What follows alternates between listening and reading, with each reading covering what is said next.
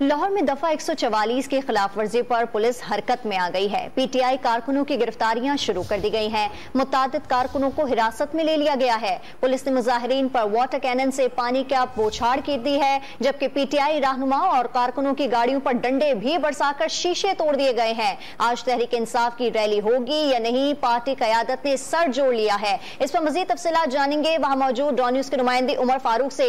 उमर फारूक, लाहौर में पीटीआई के खिलाफ पुलिस एक्शन में आ गई है। अब तक कितनी जो गिरफ्तारियां हैं वो अमल में लाई गई हैं और इस वक्त ताजा तरीन सूरत हाल क्या है?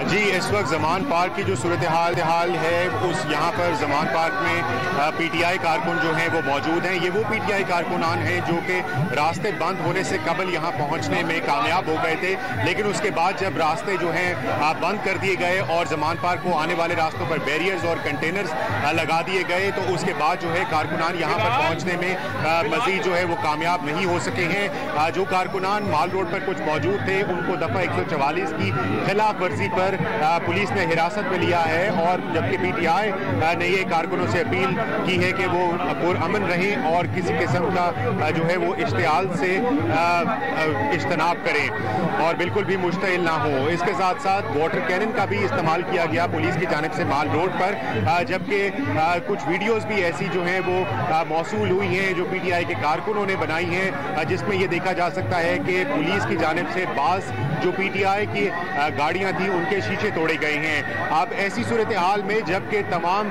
अतराफ में जो है वो कंटेनर्स मौजूद हैं, रास्ते यहाँ से निकलने के लिए बंद कर दिए गए हैं और दफा 144 का निफाज कर दिया गया है, तो पीटीआई की आदत जो है वो इस रैली को कैसे निकाल पाएगी, तो इस बारे में जो है वो अभी तक पीटीआई में मुशावरत जारी है और मुतवक्के है कि जल्द ही पीटीआई ये ऐलान करेगी कि आया है कि वो रैली निकाल सकते हैं या नहीं निकालेंगे, और अगर नहीं निकालेंगे तो उसकी क्या वजूहात है। जाहिर है उसकी वजूहात जो हैं वो यही होंगी कि इस वक्त जो सूरत हाल यहाँ पर बनी हुई है, चूंकि यहाँ से निकलते हुए आधे किलोमीटर के फासले पर जो है वो पीटीआई को कंटेनर्स का सामना है और पुलिस की जो है वो भारी नफरी जो है यहाँ पर तैनात की गई है। तो वक्फे से जो है पीटीआई के मुख्तलिफ रहनुमा जो हैं यहाँ पर जमान पार से मीडिया से गुफ्तगू भी कर रहे हैं। आप ये बताइएगा कि इस वक्त की जो ताजा तरीन सूरत हाल हम देख रहे हैं कि सड़कों पर पुलिस की एक बड़ी तादाद में मौजूद है। जमान पार्क जाने वाले कौन कौन से रास्ते हैं जो कंटेनर्स लगाकर सील कर दिए गए हैं?